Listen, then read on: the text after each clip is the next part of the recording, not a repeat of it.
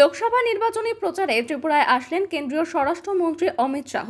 আসন্ন 2024 সালের লোকসভা নির্বাচনকে সামনে রেখে নির্বাচনী প্রচারে ঝড় তুলতে দুদিনের ত্রিপুরা সফরে আসলেন কেন্দ্রীয় স্বরাষ্ট্রমন্ত্রী অমিত শাহ।